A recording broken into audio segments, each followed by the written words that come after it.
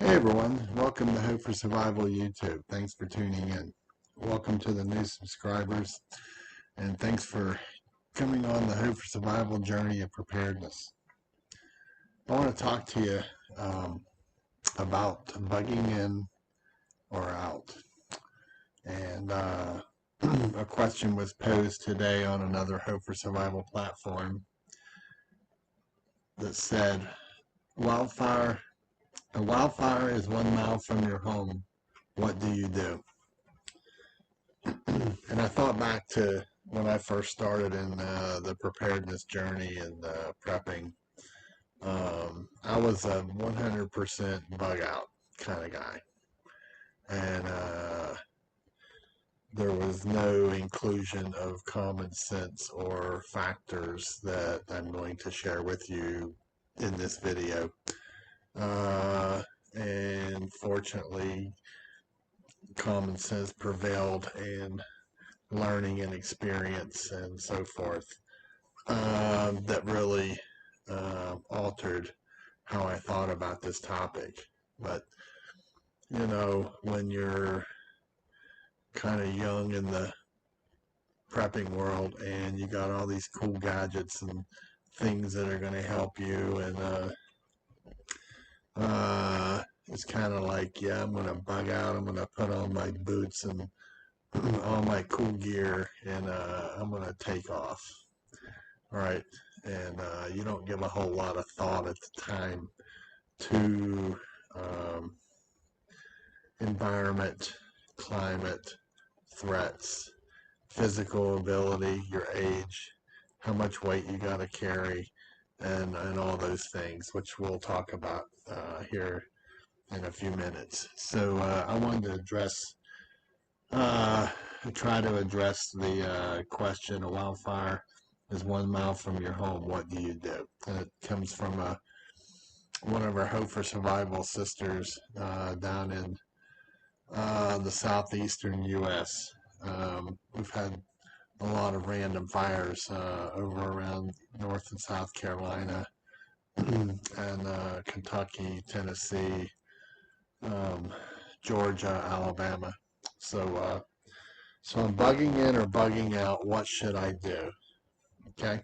So I'll try to cover as much as possible in this video, but there's a lot that could be part of a class and a longer discussion. So what is the cause? What is the event causing your decision? A natural disaster? Is it fire, earthquake, flood, snow and ice, a drought? Man-made disaster, civil unrest, terrorism, gangs, arsonists? Is it a technological threat, such as cyber attack, grids down, maybe a dam or bridge collapse, causing major road closures, forcing evacuations from flooding? Factors to consider: are you safer to stay or must you go? Available routes out from your location, proximity of the event from your location, danger level to move versus staying put, proximity of first responders to you, distance of nearest fire hydrant if fire related, wind speed and weather conditions impacting the event and your escape. This is a huge one, okay? About 10 years ago, roughly, we had fires in the Pigeon Forge, Gatlinburg area, and we had 80-mile-an-hour winds, and the fires were just jumping from mountainside to mountainside, and the first responders battled, and they just could not control and maintain the fire. And had it not been for a cloudburst that came through and just basically flooded the area with water, who knows how much more damage would have occurred. Have you established a cache at another location? Do you have your personal papers and files on digital device? Do you have pre-packed bags that are ready to go?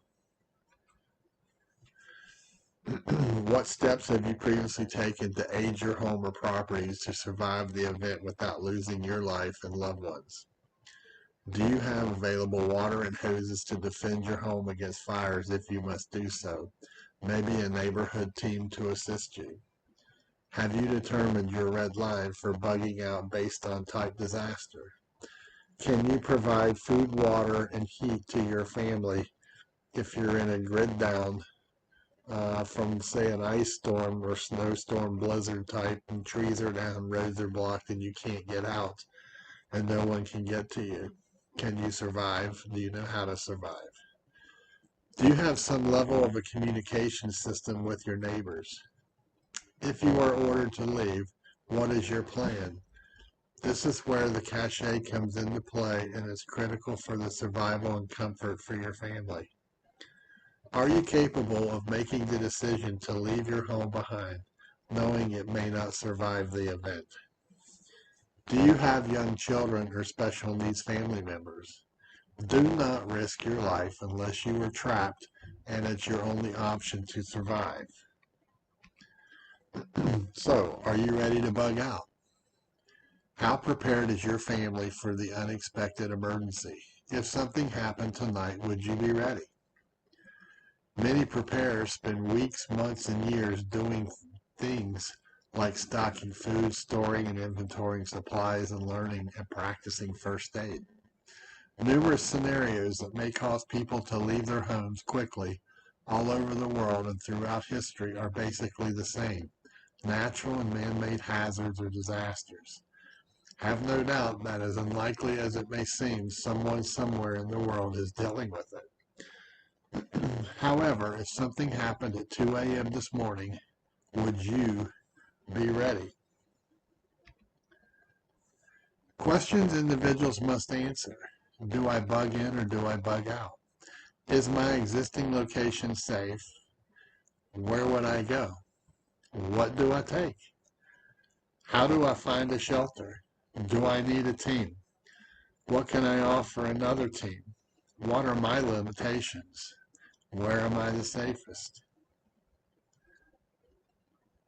Am I spiritually, physically, and psychologically prepared? How can I figure these things out? So, factors to consider in your plan. What type of disaster are you preparing for?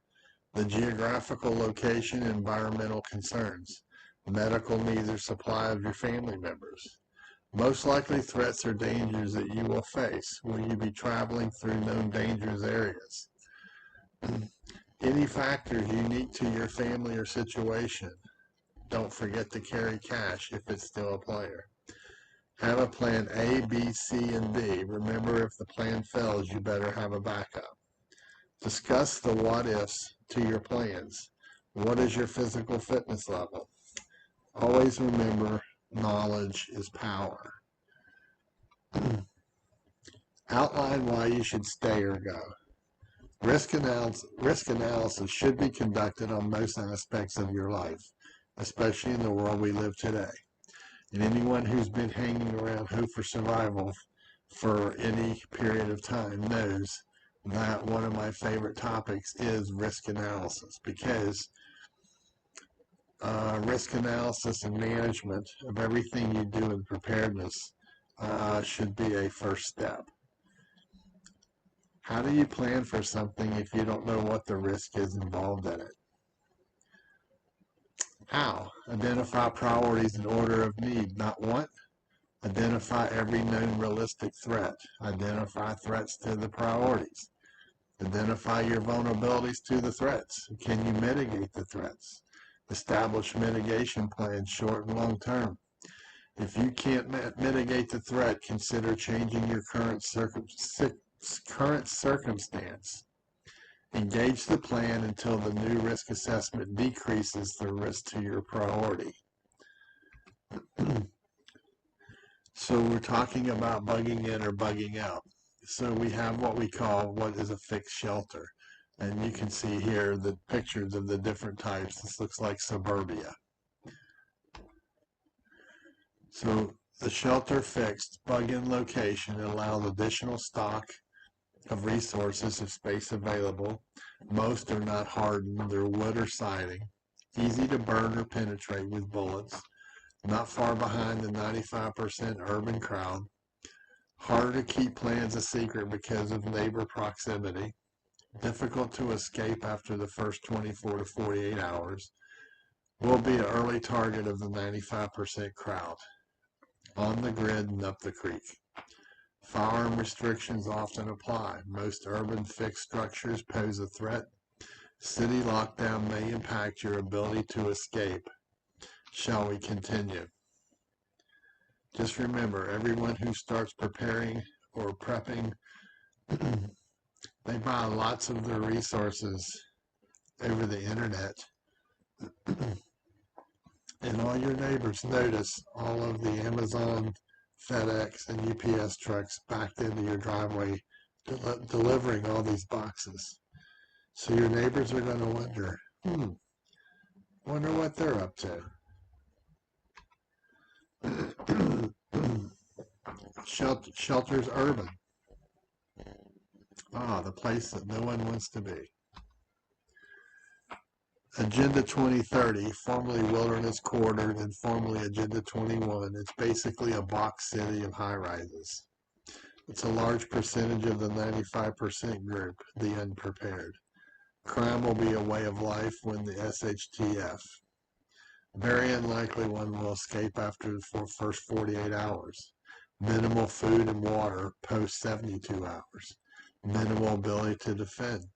Minimal space for survival storage. Minimal to no ability to grow food. Fire can destroy and kill hundreds or more. Shall we continue? It's easy to be locked down within a beltway or a highway system. And this doesn't even address the water issue. Shelters rural. Who are your neighbors? Not part of the 95% group. You control your own security for property, food, and personnel. Control your own grid and water sources. Easier to create standoff from potential threats. Less pedestrian traffic, reducing the threat. Allows garden, livestock, hunting, and fishing. Much easier to team and control large blocks of land between multiple teams. More likely to find a basement to use as a bunker. Easier to establish a direct line of comms and or triangulate communication and security plans to cover larger terrain. And if you have attended the Hope for Survival 5-mile radius class, this will make sense to you. Less access to medical needs. Must control sewage and sanitation needs versus urban. It may impact the ability to build a team. Shelter hardened. It's everyone's dream, right? What is the threat type versus level of structure? Reality versus science and engineering. Impact and post-disaster. Length of survivability underground. Lack of long-term availability to fresh food. Although I have visited preparedness homestead that had the ability to grow food underground the way it was designed and built, with lots of heat lamps. So it was pretty interesting. Threat versus HVAC. Recycled air and water. Long-term potential for disease. Very expensive to deliver concept. Risk analysis process again. Shelter other. Some of these you may recognize. Offers numerous options, easy for small groups to relocate, harder to establish a foundation, mostly used for in-transit postures. Some method limits quantity of movable needs. Mobile methods dependent upon fuel. Easier to be secluded with non-mobile methods. Mobile shelters offer a degree of protection from heat and cold, often the choice after fleeing home as part of the 5-second plan of the 555 plan. Shelter mobile primitive. It's used for multiple purposes. You've probably watched podcasters who go out in the wood and build some type of structure like this for a 72-hour situation. Gets them out of the weather. All right, are you still with me? Go hit the like button now. Bugging in. What if your circumstances dictate bugging out? What if your house burns? Tornado, hurricane, flood, tsunami, earthquake wipes out your neighborhood. Chemical spill happens nearby and the government tells you to evacuate. What if the government decides mandatory evacuations for some cause? Maybe a train wreck that was carrying some form of toxin. Pandemic approaches the city, spreading quickly, and you're locked down. Roving raiders and gangs start ravaging homes and you flee for your family's safety. You run out of water and food and must go mobile to locate supplies. You can't defend your home and you lose it to gang members. What if your circumstances dictate bugging in? What if your plan all along is to bug out when the world ends as we know it? Then your neighborhood is quarantined by the government due to a virus. Martial law is declared and no movement is allowed. Some weather or a pandemic comes in that doesn't let you move. Your bug out vehicle becomes disabled. Your chosen bug out route is temporarily impassable. You haven't been able to reach all those in your party and didn't have an adequate plan to get them to your bug out location without you. You or one of your party are incapacitated and can't be moved. The SHTF and one of you gets kidnapped. That's a bad day. The harder choice. No choice is guaranteed to ensure surviving if feces hits the rotating still scenario. Choice driven by circumstances, ability to relocate, age, health, and financial factor, timing and events, intelligence reporting and existing threats, personnel in place, current danger level escalating quicker than your ability to bug out, consensus vote of the group or family. Critical issues that you have to resolve. If you stay, how is your standoff and exterior security? How's your food storage availability? How's your water availability? How is your sanitation? How is your communications? Have you secured your home? Do you have a security plan? Do you have a communication plan?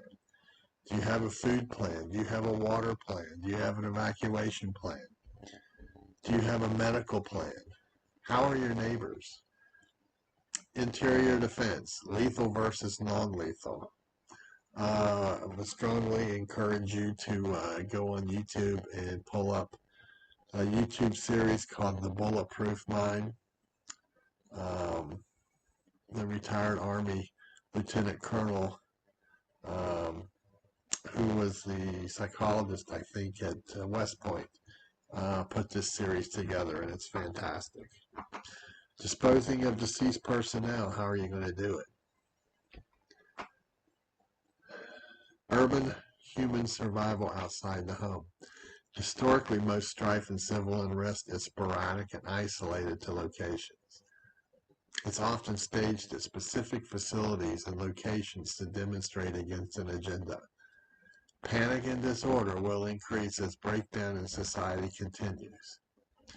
If you must be away from your home and or you are out and caught in the unrest, if possible, get away immediately. Have an everyday carry bag. It's important.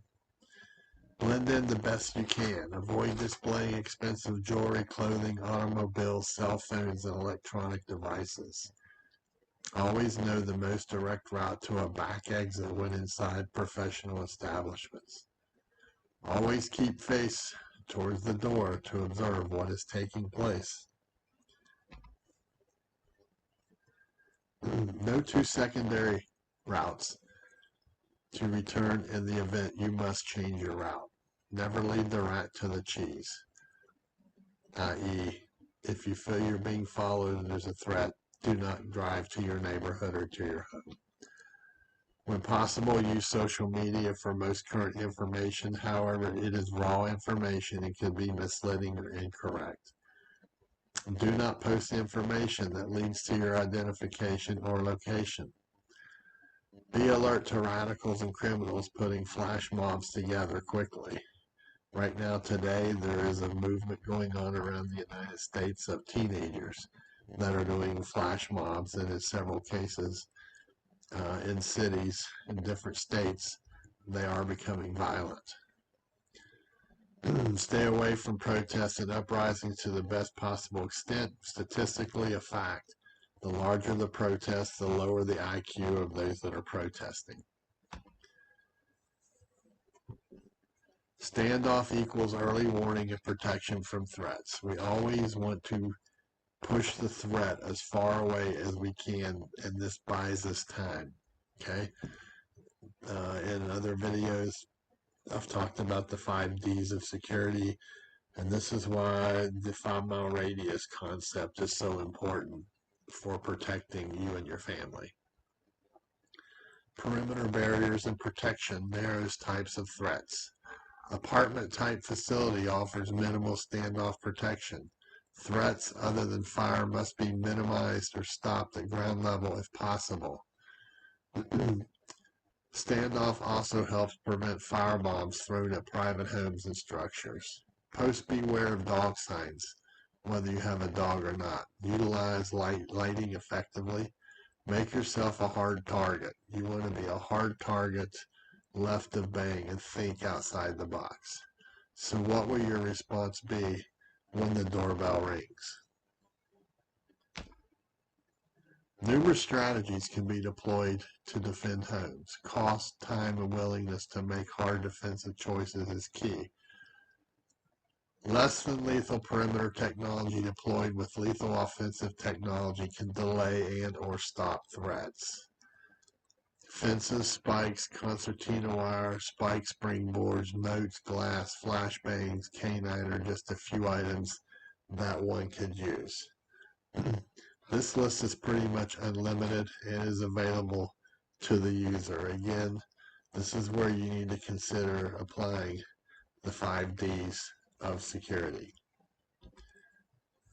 So the hard choice. No choice is guaranteed to ensure surviving if feces hits the rotating steel scenario. Choices are driven by circumstances. That being ability to relocate, again, age, health, financial factor, timing and events, intelligence reporting and existing threats, personnel in place, current danger level escalating quickly. What are your mobility choices? What are the seasonal impacts? If it's you and your spouse and you're over 50 years old and the only way out of your disaster is on foot and you got to go off of an ice-covered mountain, are you physically in condition to carry what you need to carry off that mountain to your destination? Is it an agreed upon decision? So are you ready to bug out? You can't be ready for every scenario. So get that off your plate right now. Remember, focus on your needs to survive for the duration the scenario presents. Use a common sense approach to the situation presented based on the scenario and the time you have to prepare.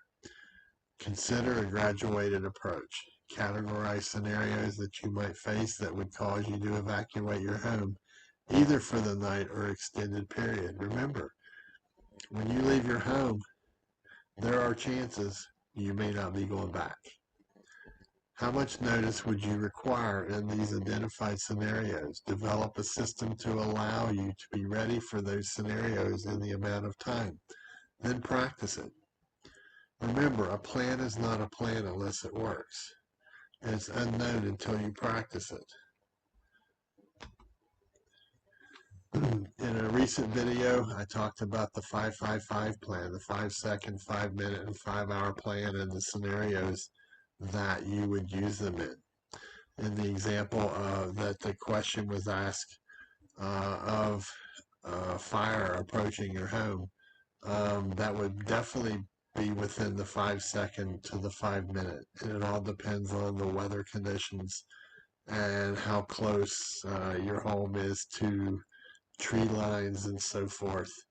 So you need to definitely have a game plan and be ready to roll. Note if it takes more than 5 hours to do anything, you're definitely in trouble. So a generic checklist here you can take a look at. So how many people are you preparing to protect? This should influence the quantity of items you will pack in your bug out bag. Take it into account the geographical location and the different environmental qualities that you will face. For example, a person in Washington would pack differently than a person in Texas or Massachusetts.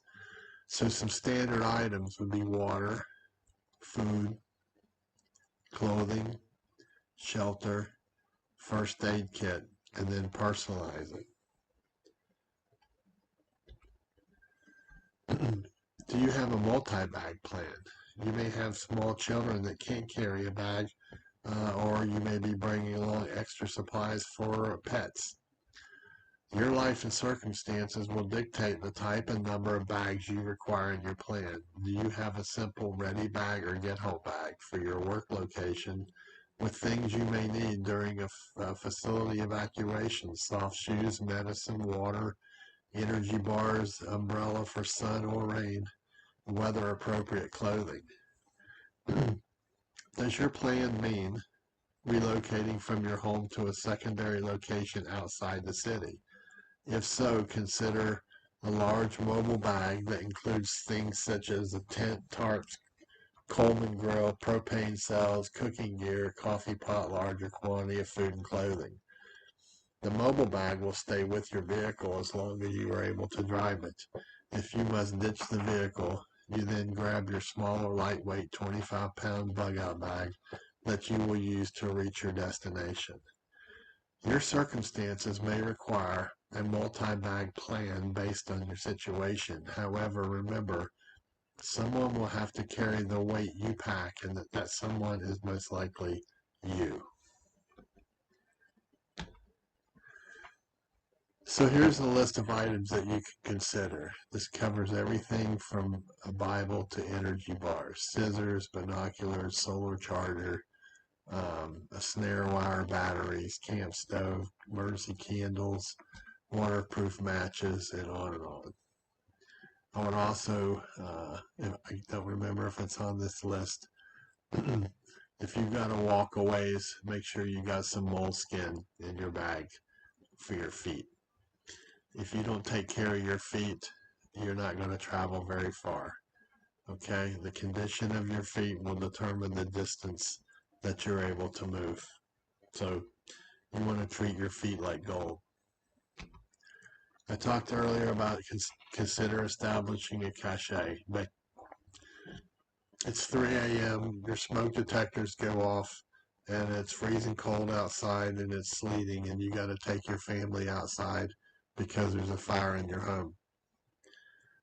What do you have set aside outside that home that's not in the disaster zone where you can go and grab warm clothes and blankets and shoes for your family? Okay? And put aside some food, put aside some extra clothing and coats, things that you're going to need to carry you through to keep life as normal as possible with your family until you can normalize your life. This would include some cash, as in greenback.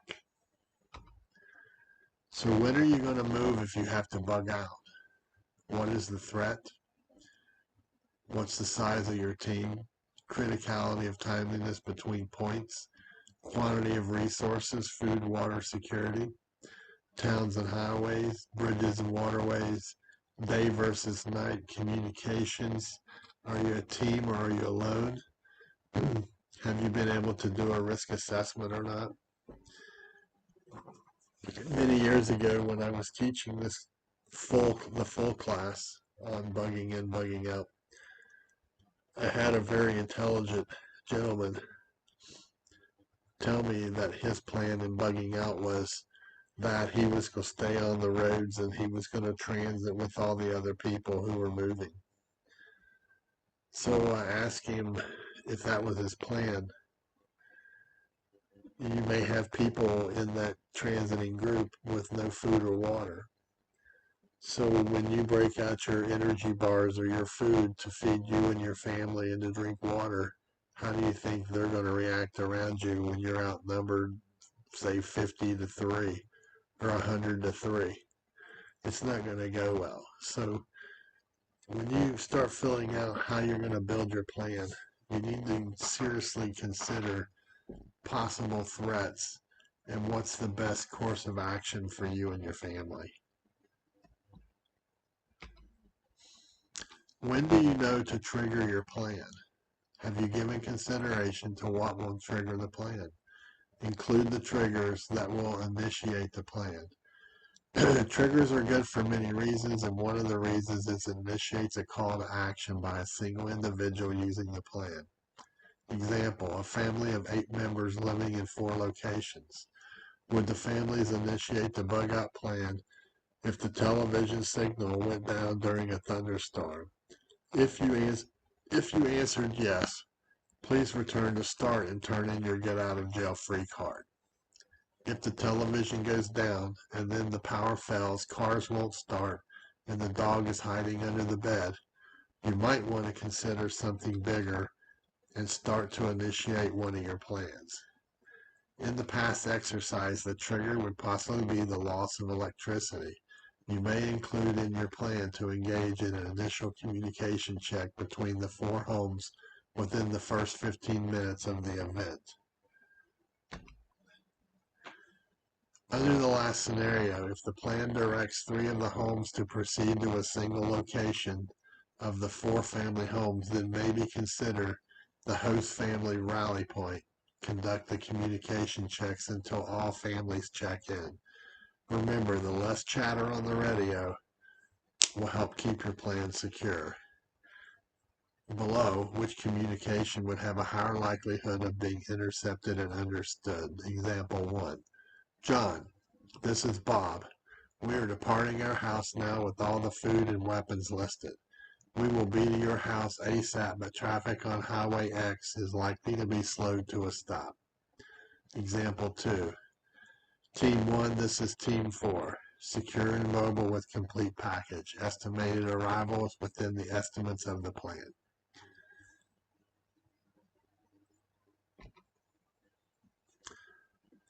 So when triggering your plan, consider identifying primary and secondary measures in the event your communication line is down or compromised. Devices plan to rotate communication channels every 15 minutes regardless of usage. Team members will know, according to the plan, to rotate signals as designated segments. Within the plan, you must document what conditions a person would need to contact someone. This is the cement or foundation of the emergency communication plan. One could use a CB, shortwave, cell phone, POTS line, texting, email, and so forth. In the event a person is cut off or loses a signal, the person must remain in touch and receive ongoing instructions. How can a team confirm understanding of a planned phase or changes on the fly if they can't communicate? Consider establishing a PACE communication plan. You can go back in my YouTube channel videos in the past where I covered in detail how to build a PACE plan. So these are just some suggestions and examples that you can use to help you get started. Just remember, if all you do is think about it and do nothing, then you probably just wasted a half hour of your time while I covered all this. So if you got anything out of this, please leave comments below if you got questions. If you like this video, please hit like. If you have not subscribed, please subscribe to our channel and bring along your friends. And if you want to email me, you can email me at preparedness101@protonmail.com.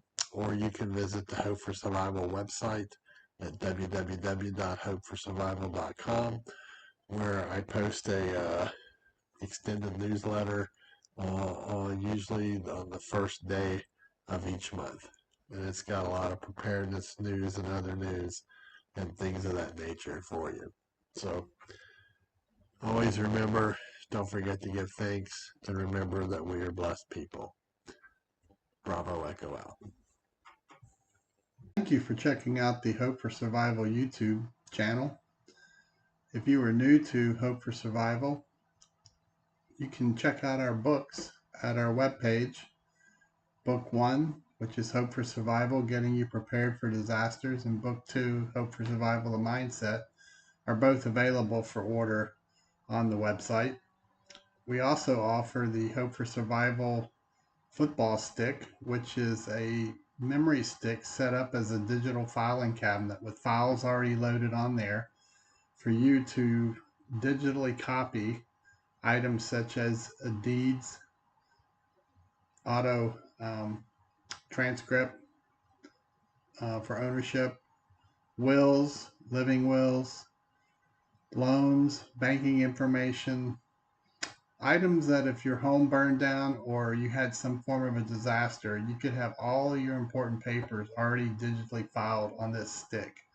All you do is simply drag the digital file into the appropriate preset folder so that you'll have it in the event of a disaster. You have to flee your home in a hurry, or also if you're away from home and you need critical information that's personal, if you have your memory stick with you, you can put it in your computer and pull that information up wherever you may be.